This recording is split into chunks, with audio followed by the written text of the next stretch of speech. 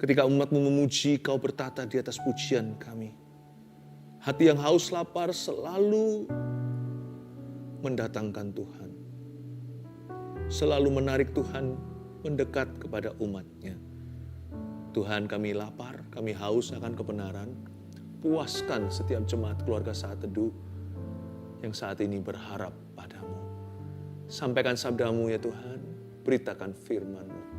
Sembunyikan hamba-Mu di balik salib-Mu, biar roh pengajaran keluar dari tempat ini. Dalam nama Yesus. Haleluya. Amin. Puji Tuhan. Saya rasakan hadirat Tuhan yang manis dan indah. Saya yakin Anda juga merasakannya. Saya juga ingin sekali untuk menguatkan setiap keluarga yang bergumul dengan sesuatu. The Lord is good. Tuhan itu baik. And God will bless your family too. Dia akan memberkati keluargamu. Mari kita siapkan hati, siapkan catatan, siapkan pikiran. Seperti yang saya katakan Rabu kemarin, saya akan lanjutkan dalam serian tetap tentang keluarga. Kita buka firman Tuhan dulu kembali ke Mazmur 127. Ya, kalau Rabu kemarin 128, ini satu pasal sebelumnya. Beri judul apa yang mendatangkan berkat Tuhan dalam keluarga. Apa yang mendatangkan berkat Tuhan dalam keluarga. Kalau Anda lewat atau kelewatan hari Rabu kemarin, cepat saksikan rerunnya ya, nggak live tapi Tuhan kita alive. Allah kita itu nyata. Oh iya, kalau Anda belum subscribe, cepat subscribe juga, tekan tombol notifikasi supaya nanti diingatkan, jangan ketinggalan ya. Dan juga jangan lupa untuk like juga. Saya percaya channel ini akan menjadi berkat dalam kehidupan Anda. Seriannya, kalau Anda luput satu, tolong susul kemudian. Segera setelah live sekarang ini, cepat rerun. Mazmur 127, saya bacakan dulu, ada totalnya 5 ayat. Berkat Tuhan pangkal selamat. Nyanyian ziarah Salomo. Jikalau bukan Tuhan yang membangun rumah, sia-sialah usaha orang yang membangunnya. Jikalau bukan Tuhan yang mengawal kota, sia-sialah pengawal berjaga-jaga. Sia-sialah kamu bangun pagi-pagi dan duduk-duduk sampai jauh malam. Dan makan roti yang diperoleh dengan susah payah. Sebab ia memberikannya kepada yang dicintainya pada waktu tidur. Sesungguhnya anak-anak lelaki adalah milik pusaka daripada Tuhan. Dan buah kandungan adalah suatu upah. Seperti anak-anak panah di tangan pahlawan, demikianlah anak-anak pada masa muda. Berbahagialah orang yang telah membuat penuh tabung panahnya dengan semuanya itu. Ia tidak akan mendapat malu apabila ia berbicara dengan musuh-musuh di pintu gerbang. Apa yang mendatangkan berkat Tuhan dalam keluarga? Keluarga yang diberkati itu seperti apa ya? Seperti sebuah kerajaan kecil yang sanggup atau mampu berdiri sendiri. Demikianlah keluarga yang diberkati. Keluarga yang diberkati itu utuh. Embrio atau benih yang paling kecil dari sebuah unit keluarga adalah papa mama, suami istri. Sekalipun nggak punya anak, belum diberi keturunan, Anda sudah satu family. Tapi Tuhan memberikan keturunan. Karena Tuhan ingin supaya hidup Anda diisi. Saya percaya kemarin hari Rabu waktu kita berdoa untuk orang-orang yang masih belum mendapatkan momongan, saya yakin namanya strip positif itu ketika tes kehamilan itu akan terjadi ya. Dan kalau Anda masih belum diberi keturunan, kuatkan hatimu, tabahkan. Karena saya tahu Tuhan itu lengkap dalam hidupmu. Sebelum Anda punya anak pun Anda sudah utuh di hadapan Yesus Kristus. Biarkan Tuhan juga memperbanyak anak-anak rohani Anda dan Tuhan juga akan mengaruniakan anak kandung kepadamu. Berkat Tuhan pangkal selamat nyanyian ziarah Salomo. Salomo ini adalah Raja Salomo anak Daud. Jadi Mazmur 127 ini ditulis oleh seorang raja yang merupakan anak putra mahkota atau anak Raja Daud. Nama Salomo dalam bahasa lain, Tuhan memberikan kepada Daud, kamu kasih nama anak ini ya, yaitu Yediya. Bahasa Indonesianya Y-E-D-I-J-A, Yedija. Atau dalam bahasa Inggrisnya Jedediah, yang artinya beloved, atau yang aku cintai. Saya nggak ngerti kenapa ya Salomo kok mau pakai nama Salomo, padahal Tuhan kasih dia nama Jedediah. Kenapa si Daud nggak kasih dia nama Yediya? Seperti yang Tuhan berikan, saya nggak ngerti. Tapi yang pasti bagi saya, nama yang kurang populer ini lebih meaningful. Selain Tuhan yang memberikannya, ada maknanya. Salomo lebih keren memang. Solomon, the king. Raja Sulaiman. Wah, kayak gimana gitu di Timur Tengah. Tapi Jedediah atau Yedia itu jauh lebih bermakna kalau menurut saya. I think Tuhan itu punya maksud tertentu memberi nama itu. Tuhan ingin dia ingat bahwa dia itu diangkat karena dicintai, bukan karena dia layak. Dia itu berhikmat karena dia minta. Sama, apa yang mendatangkan berkat Tuhan dalam keluarga, itu harus dimulai dari hati. Harus dimulai dari cinta kasih. Segala sesuatu yang dari berkat, segala sesuatu yang merupakan berkat Tuhan itu nggak datangnya dari harta. Itu hanyalah kendaraan saja. Kalau kita mau melihat Tuhan dalam keluarga kita, yang pertama dibangun adalah kerohanian.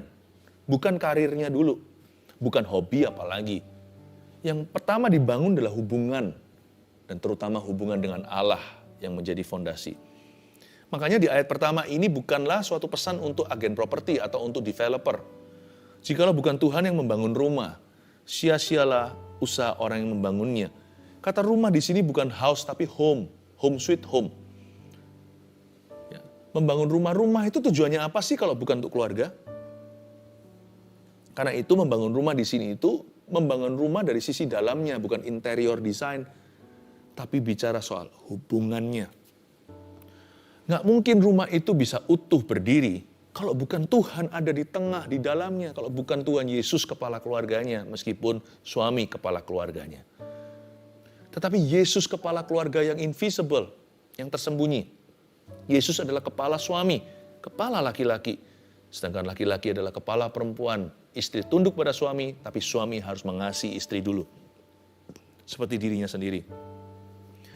Ada sebuah moto dalam bahasa Latin ya, yang saya tahu sejak saya belajar sekolah Alkitab, nisi dominus frusta. Artinya, tanpa Tuhan, without the Lord, frustration. Tanpa Tuhan, frustrasi, itu betul. Tanpa Kristus di sebuah rumah, ujungnya frustrasi doang. Bisa punya uang, tapi isinya frustrasi. Nanti muncul makhluk-makhluk hampa, monster-monster kecil maupun monster-monster besar. Yang saya maksudkan bukan kuasa gelap atau roh jahat, tetapi hati manusia yang seperti donat ada lubangnya. Jikalau bukan Tuhan yang membangun rumah, sia-sialah usaha orang yang membangunnya. Jikalau bukan Tuhan yang mengawal kota, sia-sialah pengawal berjaga-jaga. Nggak perlu overprotective juga, harta benda atau apa. Kalau Tuhan yang menjaga ya, semua akan jatuh pada tempatnya. Semua akan menemukan lokasi yang tepat dalam rencana Bapa.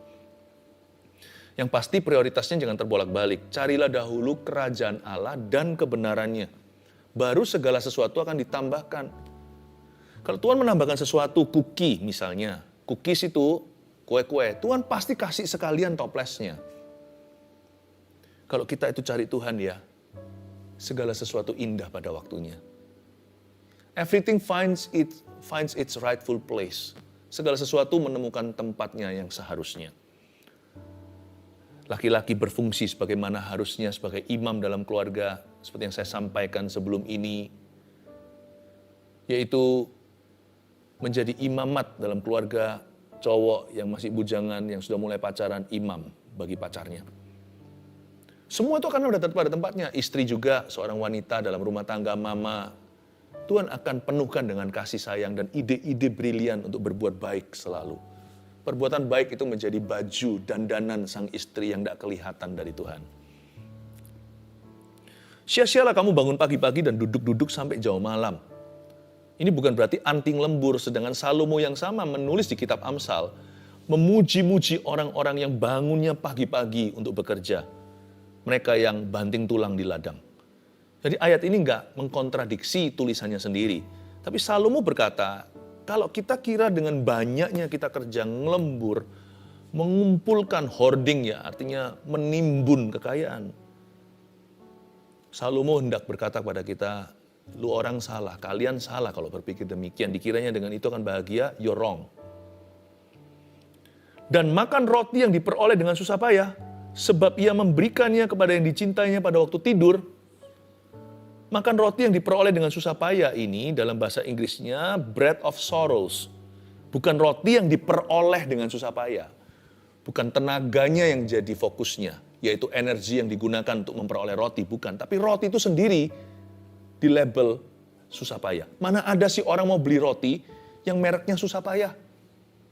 Pasti tulisannya delicious, yummy, yum-yum, atau roti apa yang menarik hati. Lihat aja sudah liur ludah. Atau diberi wangi-wangian atau wanginya roti. Sehingga dari luar itu kalau dia ada di sebuah mall ya kan, pelanggan ditarik masuk ke dalamnya. Mana ada orang atau pebisnis yang bodoh, seorang pengusaha yang bunuh diri dan menulis rotinya itu mereknya sorrows. Apes, ya kan, susah, sengsara, menderita. Silakan masuk ya di bakery susah. Bakery sengsara atau menderita. Nggak ada yang mau masuk ke situ. Apalagi yang superstisi. Wah, takut menginjakkan kaki. Apa itu bread of sorrows? Kalau orang sungguh-sungguh menderita nggak akan punya roti. Roti itu barang mewah. Ya, kalau mereka waktu itu makannya ya mungkin roti tidak beragi atau apa. Ini roti yang diperoleh dengan susah payah. This is sophisticated bread. Ini bukan roti-roti yang plain itu. Ini nggak mungkin kalau orang itu sungguhan menderita, sungguhan sengsara, dia bisa makan roti. Jadi roti yang diperoleh dengan susah payah ini juga berlaku untuk orang kaya. Berarti roti mereka itu didapat dengan mudah, tapi ketika sampai di tangan mereka jadi roti susah payah. Kalau orang miskin sih sudah pasti, itu sudah rahasia umum, rotinya diperoleh dengan susah payah. Tapi kalau dia hatinya pada Tuhan, miskinnya adalah miskin di hadirat Allah, berbahagialah orang yang miskin di hadapan Allah. Ya. Orang boleh miskin harta, tapi hatinya itu kaya dengan Allah, dengan roh Allah. Roti yang dapat dari susah payah jatuh ke tangan orang miskin yang demikian langsung jadi roti yang kaya raya. Karena dimakan dengan senyum dan dengan tertawa. Dimakan dari hati yang berbahagia, hati yang gembira adalah obat, semangat yang patah keringkan tulang. Ini bukan roti yang susah didapatkan, tetapi roti ini tergantung di tangan siapa. Di tangan orang-orang tertentu, miskin atau kaya, kalau hatinya jauh dari Tuhan, jikalau orang itu zero kerohanian, apalagi kalau defisit minus, tidak menganggap serius kerajaan Tuhan dan kebenarannya, roti itu ditaruh di tangan mereka, baik miskin atau kaya, menjadi roti sengsara, the bread of sorrows.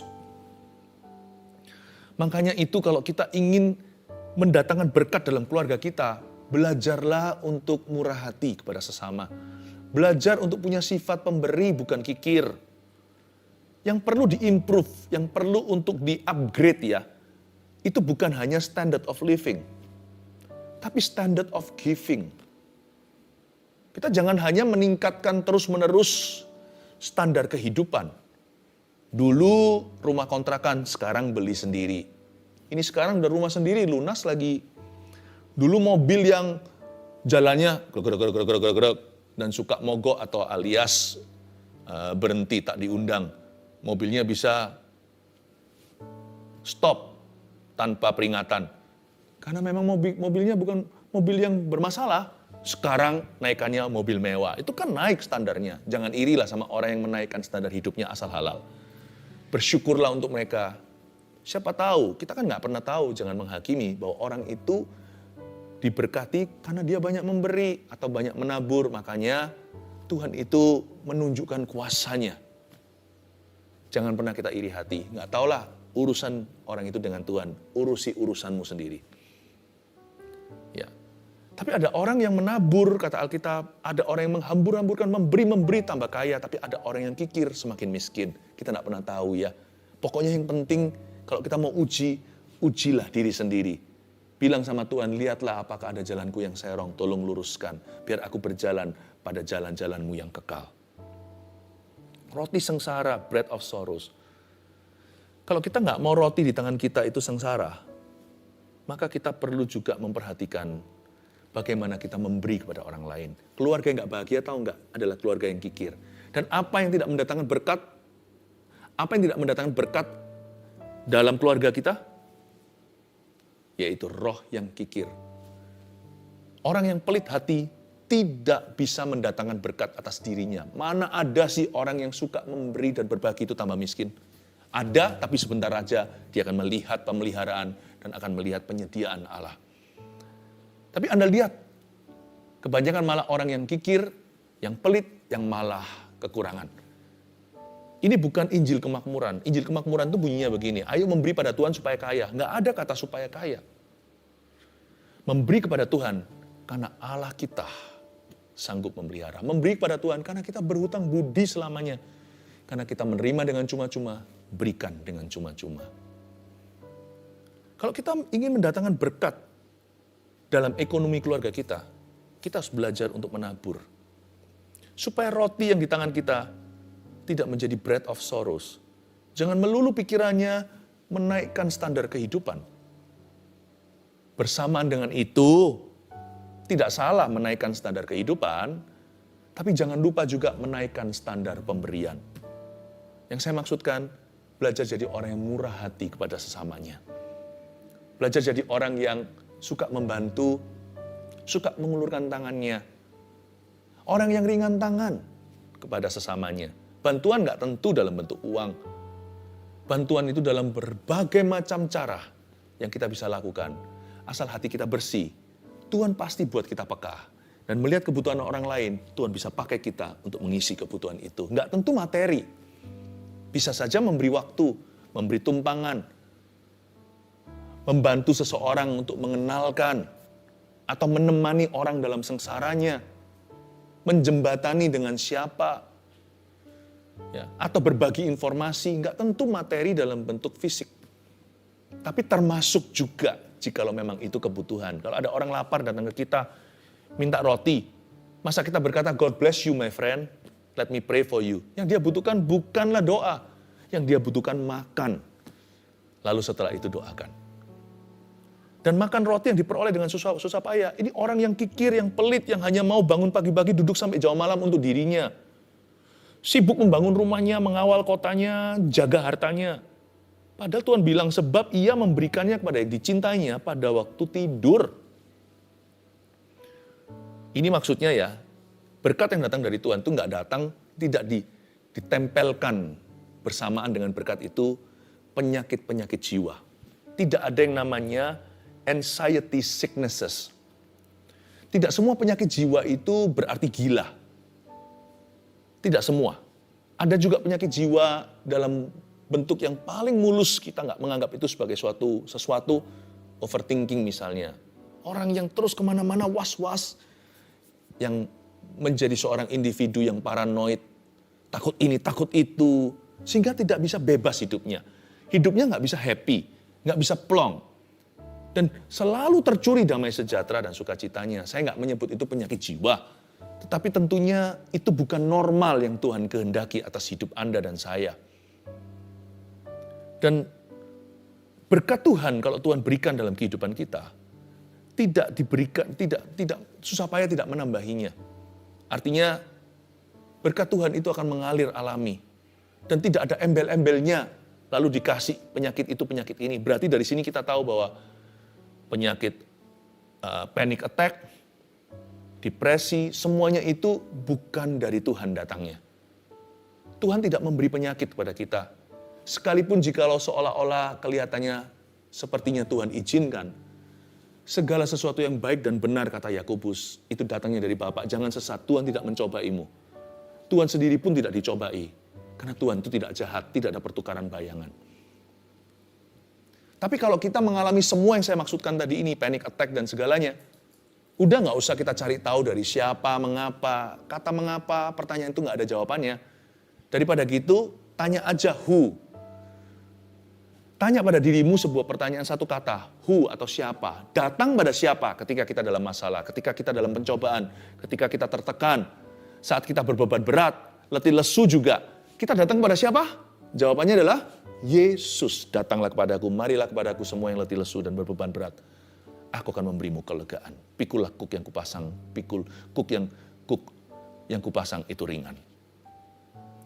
Makan roti yang diperoleh dengan susah payah sebab ia memberikannya kepada yang dicintainya pada waktu tidur. Ketika Salomo jauh dari Tuhan, mungkin dia sudah mulai kurang tidur atau semacam insomnia. Mungkin dia ingatkan. Saya nggak tahu kapan Salomo menulis ini, waktu dia masih dekat sama Tuhan, masih takut akan Allah, atau ketika dia sudah murtad jalannya. Tapi yang pasti ini nyanyian ziarah Salomo. Mungkin di hari-hari itu ya. Hari-hari dia memerintah itu ada saat-saat di mana dia nggak bisa tidur. Dia ingatkan, hai Jedediah, my beloved, yang dicintainya. Itu kan namanya sendiri, yang dicintainya. Sebab ia memberikannya kepada yang dicintainya pada waktu tidur, kita nggak sadari. Salomo ngomong tentang dirinya juga, sebab ia memberikannya kepada Yediah atau Jedediah, memberinya tidur pada waktu tidur. Kalau kita punya anak di benua yang lain, dia lagi sekolah, kuliah, ini harafiah. Kita lagi tidur di situ, tuh Tuhan yang harus jaga anak kita. Karena di situ siang. Bahkan kalau seluruh keluarga Anda itu di satu kota, tidak antar benua, nggak ada perbedaan zona waktu. Waktu tidur malam hari itu pun Tuhan yang menjaga seluruh estate atau semua hak milik kita. Baik itu manusia maupun barang. Tuhan yang jaga. Bahkan Tuhan yang jaga kita dalam tidur kita. Jangan pernah take it for granted, jangan pernah kita anggap enteng dan remeh. Tiap kali bangun tidur, kita bisa melihat matahari lagi. Harusnya kita berkata, thank you Jesus, I'm alive today. Tuhan yang jaga kita. Tapi berkat Tuhan itu datang tanpa anxiety sicknesses. Tidak pernah ada penyakit-penyakit embel-embel yang mengikuti. Jadi yang sakit datang pada siapa? Sakit termasuk beban berat. Datanglah pada Yesus. Sesungguhnya ayat 3, anak lelaki adalah milik pusaka daripada Tuhan. Dan buah kandungan adalah suatu upah.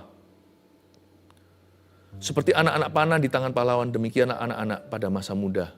Ayat 3 dan 4 ini, apa yang mendatangkan berkat Tuhan dalam keluarga? Ya. Kalau Tuhan kasih anak, asal anak itu dalam pernikahan kudus, berarti berkat juga akan datang. Orang kuno itu ada benernya, banyak anak banyak berkat, tapi juga jangan sembrono. Punya anak seperti hewan berkembang biak, tapi nggak punya persiapan, makanya itu jangan sembarang menikah. Yang bujangan siapkan hati, siapkan dulu mental, siapkan dulu moral, siapkan dulu secara spiritual, siap juga paling tidak punya karir, nggak usah muluk-muluk sih, ada orang yang terlalu idealistis, harus punya segala sesuatu baru menikah, umur berapa, asal Anda punya kerjaan yang mapan, udah punya tanggung jawab, udah lulus sekolah, keluarga udah setuju. Kalau keputusan yang Anda ambil itu sudah di dalam tanggung jawab yang baik, dan ada restu Kristus di dalamnya alias pernikahan kudus, saya percaya dengan memberimu anak, Tuhan memberimu berkat. Sebab anak itu akan mendatangkan berkat. Tuhan tidak pernah mengutus mulut lalu tidak memberinya makan. He who creates mouths will send meat to feed the mouths. Dia yang menciptakan mulut, betapa indah anak kita kan. Kalau Anda lihat bayi itu, 2 mata, lalu telinga, hidung, mulutnya, kita rayakan putra-putri kita. Jari-jarinya lentik indah, kakinya lengkap, hargai, yang cacat pun harus disayangi. Apalagi yang lengkap juga, jangan keluhkan. Yang penting jangan beda-bedakan laki dan perempuan. Karena di Alkitab dikatakan anak lelaki itu milik pusaka. Perempuan tidak kalah, buah kandungan adalah upah. Mana lebih gede? Inheritance atau reward? Milik pusaka itu, wah milik pusaka. Tapi upah itu kan sesuatu yang dituju. Upah itu sesuatu yang di depan. Upah itu seperti, kalau ini semua udah beres, ini. Ku beri sesuatu. Ku berikan imbalannya. Berarti lebih besar daripada semua usaha kita dong. Kalau kita kerja keras 1 jam, lalu habis itu ujungnya dikasih gaji. Upah harian, berarti dia menghargai bahwa keringat kita itu dihargai dengan salary. Berarti salary itu melebihi keringat kita. Itu berarti inilah penghargaanmu. Karena itu jangan pernah keluhkan gajimu. Kalau sekarang itu yang Tuhan izinkan dalam hidupmu, itu melebihi keringatmu. Berarti semua hasil usaha kita dinilai dengan itu. Dan inilah penghargaannya di ujung hari atau ujung bulan. Tapi anak perempuan itu ternyata adalah sesuatu yang dinanti-nantikan. Jangan seperti orang-orang kuno atau kolot. Wah perempuan, maunya cowok, maunya laki-laki. Anak perempuan itu sesuatu yang dinantikan 9 bulan. Wow, anak perempuan, keluar anak perempuan sungguhan. Yeay, happy, haleluya. Inilah upah atas semua penantian kami. Upah atas jeripayah, upah atas kesusahan kami di bawah kolong langit, di atas bumi. Tuhan memberi kami a daughter. Memberi kami anak perempuan. Nggak kalah dengan milik pusaka. Beda aja perannya. Sesungguhnya anak laki-laki adalah milik pusaka.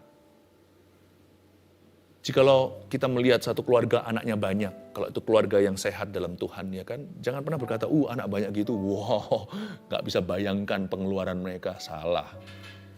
Justru karena anak banyak itu, Tuhan kasih lebih banyak pemasukan. Supaya Tuhan yang memelihara, karena anak itu titipan. Sadarkah Anda yang saya katakan tadi, Tuhan yang ciptakan perut akan mengisinya. Tuhan juga akan kirimkan daging. Haleluya. Kalau kita selama ini meragukan putra-putri kita, ini untuk orang tua ya. Kalau kita meragukan mereka, dan mereka menjadi doubtful blessings, menjadi berkat yang meragukan. Gak yakin aku. Itu karena yang salah, yang perlu introspeksi juga orang tua. Kenapa anak punya berkat itu diragukan? Karena kita adalah orang tua yang ragu-ragu. Kalau kita dikasih anak laki atau perempuan, kita harus berkata, Tuhan tolong kami untuk mendidik dan membesarkan. Beri kami berkat untuk bisa besarkan anak ini dan jadikan. Jangan ragu berkatmu, jangan ragu berkat mereka. Supaya fokus Anda pada potensi, bukan pada kelemahan mereka. Jangan fokus pada kemalangan, fokus pada kelebihan. Saya menemukan bahwa doubtful children bisa jadi karena doubtful parents. Anak yang ragu-ragu bisa jadi karena orang tuanya ragu-ragu dulu. Putra-putri yang ragu-ragu akibat papa mama yang ragu-ragu juga bisa. Tidak bisa pukul rata ya, selalu ada perkecualian. Ada orang tua yang perfect kayaknya, udah sempurna. Anaknya nakal juga ada. Tapi paling tidak kita bisa tarik garis besar. Supaya kita bisa jadikan itu bimbingan dan tuntunan pelita bagi kaki, terang bagi jalan. Seperti anak-anak panah di tangan pahlawan kan? Demikianlah anak-anak pada masa muda. Anak muda itu seperti anak panah. Anak panah itu nggak bisa tumbuh. Coba ambil anak panah, taruh di tanah, disirami kasih pupuk. Tumbuh nggak? Nggak bisa tumbuh. Yang tumbuh hanya usia mereka atau badan mereka tambah gede. Jiwa dan roh apa yang di dalam itu seperti anak panah. Nggak bisa tumbuh jikalau Anda tancapkan, biarkan berkembang sendiri, Anda tidak gubris, tidak didik, tidak mentori, lalu tumbuh sendiri. Nggak bisa, itu mimpi.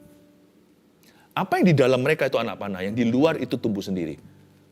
Anak panah gimana? Coba Anda lihat, anak panah kalau bikin gimana? Seperti di Amazon, yang primitif. Orang-orang yang di situ ambil dari kayu tertentu, lalu di situ dia lalu dia apain? Sama dia lewat cara craft atau prakarya, dibikin sesuatu yang runcing ujungnya, dan dibikin begitu mulus supaya nanti melejit tanpa gangguan, melawan gravitasi bumi. Anak muda atau anak putra-putri kita yang ditaruh di rumah kita itu harus dibentuk. Harus dibentuk dengan tangan yang mahir. Makanya papa mama harus takut akan Allah, harus dekat sama firman. Tangan kita ini begini terus di atas Alkitab. Seperti orang yang disumpah di pengadilan, jangan lepaskan. Maksud saya bukan secara harafiah atau secara fisik ya. Secara rohani ini kiasan. Tanganmu jangan lepas dari Alkitabmu. Matamu jangan lepas dari Yesusmu. Mulutmu jangan lepas daripada berdoa. Karena dibutuhkan a skillful man untuk membentuk anak muda. Dan anak panah tidak bisa cari arahan sendiri. Mereka perlu diarahkan. Mana ada anak panah itu bisa tentukan sendiri mau timur atau barat. Kita yang ambil dan di tangan pahlawan kita yang arahkan kiri atau kanan. Kita yang targetkan. Jangan suruh anak memutuskan sendiri mau kuliah apa. Anda harus pengaruhi dari sejak dia lulus SD misalnya. Jangan biarkan dia terserah nanti cari-cari jalan sendiri. Anda mesti tunjukkan jalan. Ini loh arah, itu target. Ini yang kita mau. Itu yang sesuai dengan karunia dan talentamu. Meskipun dia memutuskan sendiri. Ketika melejit anak panah itu kan tidak di tanganmu. Dia melejit sendiri. Dan dia tahu harus kemana. Ada satu waktu mereka dilepas harus membuat keputusan. Tapi kitalah yang mengarahkan. Anak panah bukan panahnya, you panahnya papa mama. Senarnya adalah komunikasi dengan mereka. Berbahagialah orang yang telah membuat penuh tabung panahnya dengan semuanya itu. Penuh, tabung panah itu bukanlah gentong yang besar. Tabung panah itu terbatas. Tabung panah paling seberapa? Seginilah ya, taruh di belakang sini. Kalau besar kan namanya ini, namanya apa itu? Kalau yang kecil di situ berarti tidak perlu banyak anak di sini. A quiver is small and it's full. Dalam bahasa Inggrisnya quiver itu atau tabung panah itu kecil aja, pipih, tapi penuhkan. Bicara tentang kualitas bukan kuantitas. Bukan banyak-banyakan anak. Kita bukan buka ternak. Tapi berapapun yang kau miliki sedikit atau banyak, arahkan mereka. Yang berikutnya, ia tidak akan mendapat malu apabila ia berbicara dengan musuh-musuh di pintu gerbang. Musuh-musuh di pintu gerbang ini bukan perang. Maksudnya, kalau dia berbincang-bincang dengan orang-orang di masyarakat, di pintu gerbang adalah tempat orang-orang itu rundingan. Bapak, Ibu, Saudara, keluarga Saat Teduh tercinta, a blessed family, satu keluarga yang diberkati Tuhan, adalah keluarga yang seperti kerajaan kecil yang sanggup berdiri seperti sebuah kerajaan kecil atau kerajaan mini dengan army atau dengan tentara yang bisa melindungi dirinya sendiri. Sekarang kelihatannya kecil, bisa merepotkan. Nanti suatu hari kalau besar, itu menjadi aset dalam family Anda. Hubungan yang baik itu, keluarga itu seperti tim yang tidak bisa digoyahkan oleh dunia. Masing-masing keluarga yang diberkati seperti satu kerajaan sendiri yang tidak bisa goyah. Ada aja dari situ. Belum lagi kalau ditambahkan nanti menantu dan koneksi-koneksi mereka. Wow, keluarga mungkin hanya 3, 4 orang, bahkan 5. Tetapi kalau benar-benar dijaga, berkat Tuhan ada, itu keluarga penuh seperti tabung anak panah. 1, 2, 3 dengan ini saya selesai. Apa yang mendatangkan berkat Tuhan dalam keluarga? 1, sembah Tuhan dalam roh dan kebenaran. Itu termasuk tadi memiliki prinsip yang benar, yaitu tanpa Kristus frustrasi. Carilah Tuhan. Artinya sembah Tuhan dalam roh dan kebenaran itu juga berarti jadilah pemberi. Jangan izinkan ketamakan maupun kepelitan hati bertahta di dalam family. Memiliki kerohanian yang benar. Jangan menyimpang ke kiri atau ke kanan. Persis di jalur Tuhan. Kerohanian yang benar itu berarti juga murah hati. Penuh dengan kebajikan. Sembahlah Tuhan dalam roh dan kebenaran. Utamakan Kristus dalam keluargamu. Itu yang mendatangkan berkat dalam family Anda. Yang kedua, jangan bedakan anak lelaki dan perempuan. No pilih kasih. Sebab di mana ada pilih kasih, ada kejomplangan, di situ ada kesenjangan. Di mana ada kesenjangan, berkat Tuhan tercuri dan bocor kemana-mana. Itu seperti membuat lubang atau suatu panci yang dimiringkan, pasti jatuh semua dan tumpah ruah. Berkat Tuhan tidak bisa penuh, tabung anak panah itu akan setengah kosong. Kalau kita pilih kasih, dan kita membedakan anak lelaki dan perempuan, bahkan anak lelaki dengan lelaki, anak perempuan dengan perempuan, jangan pilih kasih. Setiap anak itu berharga di mata Tuhan. Toh nggak punya 1000, kan hanya beberapa saja. Ya nggak punya anak, coba ditanya di interview. Mereka ingin loh bertukar tempat denganmu. Kalau bisa mereka yang punya anak, Anda yang tidak punya. Putra, kenapa kalau kita punya anak di rumah kita tidak hargai dan cintai, kita sia-siakan mereka. Jangan pilih kasih, jangan bedakan. 3, arahkan setiap anak dengan doa dan dengan hikmat. Arahkan setiap anak dengan doa dan hikmat. Ingat alegori anak panah tadi? Siapa yang arahkan? Papa mama. Jangan izinkan orang muda groping in the dark. Jangan sampai mereka meraba-raba dalam kegelapan. Tak tahu mau kemana. Buka mulut, buka hati, dekati mereka. Ajak bincang bicara, mentori, dan iringi perjalanan hidup mereka. Niscaya pasti dalam keterbatasan kita dalam mementori. Kadang-kadang kita merasa kurang memadai, kurang bisa. Tapi lakukan sebisanya. Sisanya adalah anugerah, sisanya adalah kasih karunia Allah. Papa, mama, ayah, ibu, Anda pasti mempan dalam hidup anakmu. Saya ulangi, Roh Kudus berkata begini, Anda pasti mempan dalam hidup anakmu. Mereka tidak butuh pendeta, mereka butuh Anda. Mereka tidak butuh psikiatris, mereka butuh Anda dulu.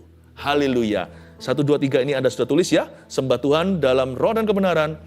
2, jangan bedakan anak lelaki dan perempuan. 3, arahkan setiap anak dengan doa dan hikmat. May God bless your family. Meminta Anda untuk menuliskan dalam kolom komentar dan di live chat, apa struggle atau pergumulan Anda dalam keluarga Anda. Maksudnya hubungan ya.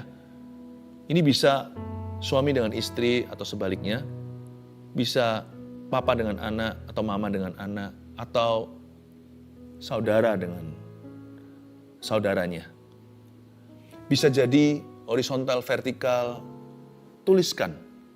Bilang begini aja, saya struggle itu mungkin nggak biasa ya, saya punya masalah dengan mama atau papa atau apa. Tulis gitu aja, simple aja.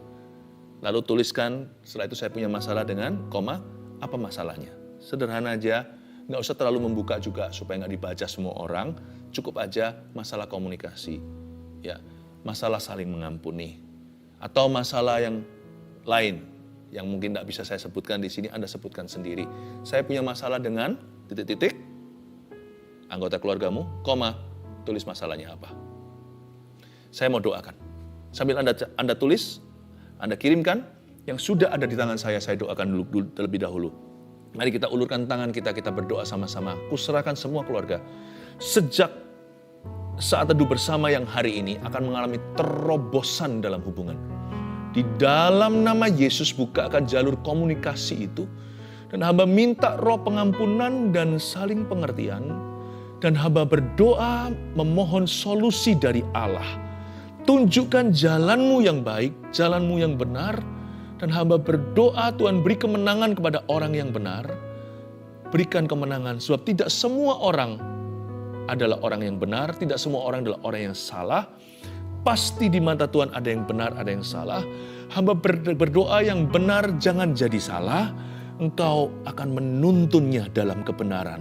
Supaya terus jadi berkat no matter what. Apapun terjadi, tetap jadi berkat. Sebisa mungkin kalau itu tergantung padamu, berdamailah dengan semua orang. Tapi kalau nggak bisa, tetaplah jadi berkat bagi mereka. Hamba berdoa terjadi rekonsiliasi, hamba berdoa terjadi kemenangan, hamba berdoa terjadi penyertaan Tuhan. Keluarga-keluarga yang dipulihkan ya Bapak, di dalam nama Yesus Tuhan.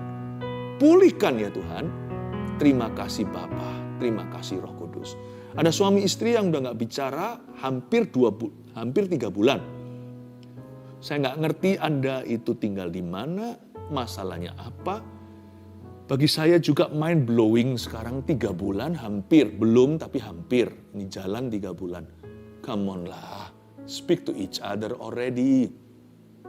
Anda berdua sibuk kerja sih, jadi paling cuma gitu aja, tapi nggak pernah bicara hati-hati. Sudahlah, kata Tuhan. Roh Kudus bilang sudahlah. Ada satu orang Parkinson. Ini orang tua Anda sedang berdoa keluarga saat teduh. Aku berdoa dalam nama Yesus Parkinson itu sembuh. Tidak lagi mengalami masalah. Dokter nanti akan mendiagnosanya. Malah dokter berkata mungkin dulu itu salah diagnosis. No, it was so. You get healed. Anda disembuhkan dalam nama Yesus.